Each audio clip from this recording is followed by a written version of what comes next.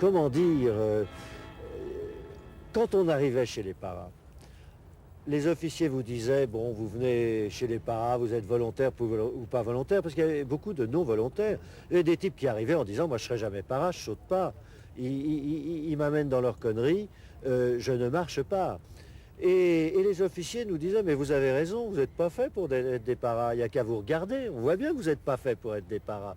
Alors on avait 19 ans, 20 ans, moi j'étais un des plus vieux, j'avais 24 ans. Quand des types qui n'étaient pas beaucoup plus vieux que nous, mais qui avaient un passé, vous traitent comme ça, vous vous dites, bah, mon bonhomme, je vais te montrer. Tes histoires de paras, ça ne m'intéresse pas, surhomme, pas surhomme, j'en ai rien à foutre, mais je vais te montrer que ce que tu fais, je suis capable de le faire. Et c'est comme ça qu'on marchait tous. Et en équipe en plus.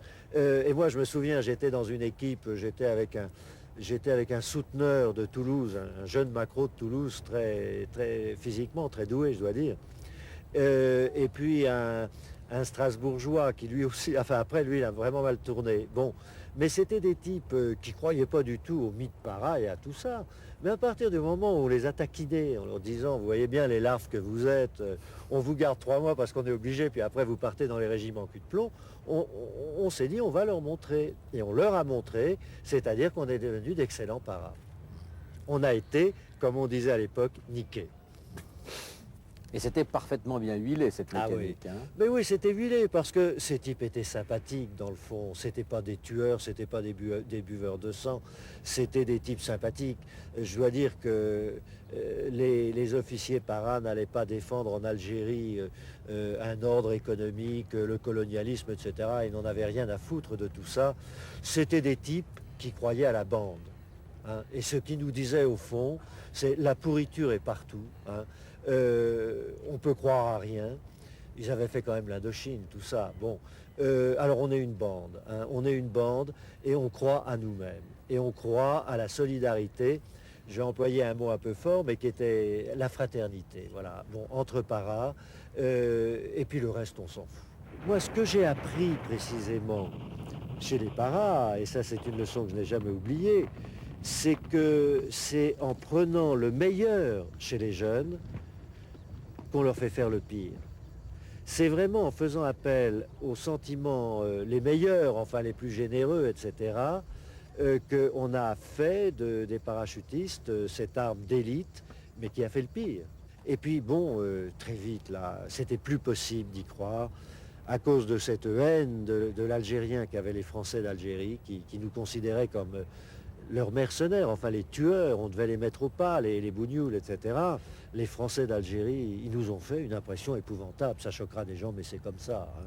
Bon, parce qu'eux ne parlaient que de tuer, que de... Bon. Et alors on s'est replié sur nous. Les appelés se sont beaucoup plaints que les pieds noirs, dans les fermes, leur faisaient payer l'eau. Pas dans les fermes. Dans les fermes, ils avaient de l'eau, ce qu'ils voulaient. Ils avaient même des méchouis. Non, il y a des endroits en Algérie où l'eau, si vous voulez, était extrêmement chère. Et dans un village comme El Nafroun, je fermais l'eau, que ce soit population européenne, on fermait l'eau la nuit. On économisait l'eau. Vous savez, aller chercher l'eau à 18 km dans la montagne, à 1400 mètres, c'est difficile, ça coûte très cher. Et par conséquent, si vous voulez, nous avions des restrictions. Ces restrictions étaient... Vous ne pouvez pas vous imaginer à quelle économie nous étions soumis au point de vue eau. Dans les fermes, non, nous avions des puits, nous avions des quantités de puits, mais dans les villages, c'était autre chose. Il y a des villages qui ont regorgé d'eau, mais pas chez nous. Dès le début de la rébellion, il y a eu des troubles chez vous, dans vos propriétés, dans vos... Non. Non. Absolument pas. Absolument pas. Je ne suis jamais sorti armé. Vous n'avez jamais porté d'armes? Jamais. Jamais. C'était une source, si vous voulez, de cause d'accident, parce qu'on vous tuait pour prendre votre arme. Moi, j'avais confiance dans les personnels. J'avais suffisamment d'amis arabes. Il y avait des conventions. Et si on vous faisait signe, vous changiez de trottoir, on ne se disait pas bonjour. J'ai été arrêté une fois. On m'a dit, Jacques, ne t'arrête pas. Ils m'ont reconnu, ils ont crié, vive Jacques, vive Jacques. C'était des gens avec des mitrailleuses. Il m'a dit, Jacques, nous avons ordre de jamais toucher un de tes cheveux. Essayez de tirer un morceau. Tu peux pas tirer un coup avec une cigarette et un verre. Ah ben oui, parce qu'il faut que je registre ce que vous faites. Parce qu'ils vont demander ce que vous faites. Alors, je suis en train de dire, now, the lamb is almost over. We talk about 7 minutes altogether. Mais moi, je l'adore. La cervelle, de bon matin, une bonne cervelle de mouton, avec des œufs, un peu de cuit dans l'huile d'olive, un peu de salé de poivre, de la richa. Ça commence le bon matin après une bonne cuite. Ça fait combien de temps que vous n'avez pas revu comme ça les anciens de la Foune? 45 ans. Tu as aussi la langue. Tu as aussi la langue. I'm not going to Sigaland, I'm not Mitch. Vous vivez où? Hein? Où est-ce que vous vivez? Je vis à Van Nuys, qui est un district de Los Angeles, à peu près une demi-heure d'aller de chez nous jusqu'en ville. Ça, c'était donc enfin, ce qu'on appelait des rebelles à l'époque qui vous avaient arrêté. Oui, mais que je tutoyais tous. Je les connaissais. Les rebelles, c'était des gens qui n'avaient pas accepté le statut de la France et qui, pour des questions, si vous voulez, matérielles, etc., étaient passés dans la rébellion à faire des coups. Car c'était des coups, il n'y avait pas de lutte armée, il y avait des coups. Vous les connaissiez tous? Tous. On se tutoyait. Ils m'appelaient Jacques, je les appelais par leur nom. Voilà, c'est la propriété vue De la terrasse. de la terrasse, sur laquelle était mon poste de tir. Alors là, j'envisageais, le cas échéant, de me multiplier et d'aller d'une mitraillette à l'autre pour faire croire que la maison était occupée par un régiment. En fait, j'étais toute seule. L'écurie, les chevaux. Et vous saviez tirer, vous saviez manier les armes? Ah, parfaitement. Parfaitement. Mais j'ai été habituée très jeune à tirer.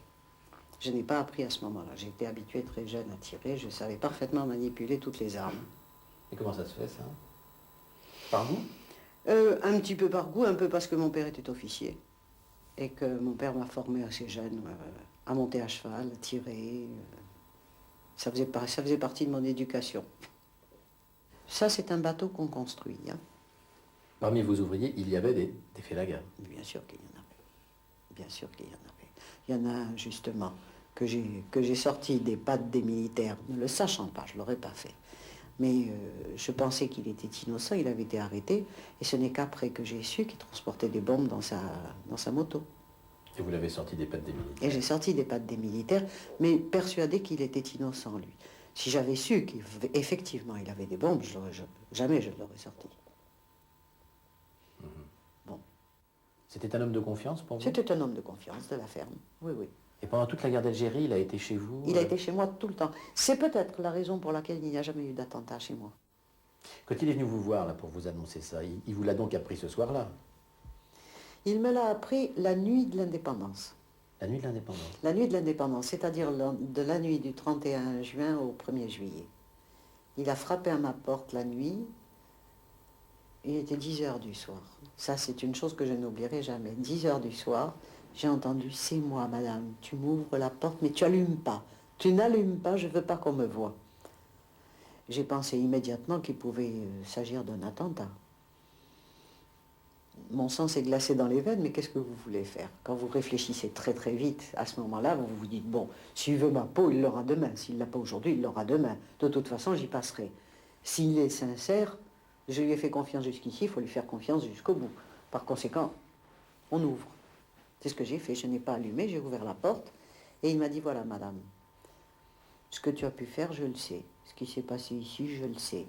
Ce que j'ai fait, moi, tu ne le sais pas. Celui que tous les militaires cherchaient dans la région, qu'ils appellent Sissala, c'est moi. Alors, demain, à partir d'aujourd'hui, il faut un vainqueur, un vaincu. Tu es vaincu, c'est moi qui suis le vainqueur, mais je te promets qu'il ne se passera rien, que tu auras la vie sauve, tant que moi je serai responsable du secteur. Tu peux sortir le soir, tu peux sortir la nuit, tu peux sortir quand tu voudras, tu me préviens, la route sera gardée pour toi. Mais tu ne franchis pas tel djebel, telle crête, tel endroit. Après, ça n'est pas mon secteur. Il m'a délimité un secteur. Je l'ai mis à l'épreuve tout de suite. Hein. J'ai eu très vite fait. Le soir même, le lendemain, j'allais dîner aux messes des officiers en leur disant « Vous m'invitez ». On dit, on mettra une escorte pour vous raccompagner. Pas question. Je tiens absolument à mettre à l'épreuve un de mes ouvriers. Et le lendemain soir, quand je suis rentrée à minuit, il y avait tous les 50 mètres une petite loupiote qui s'éclairait pour me signaler que la route à la voie était libre.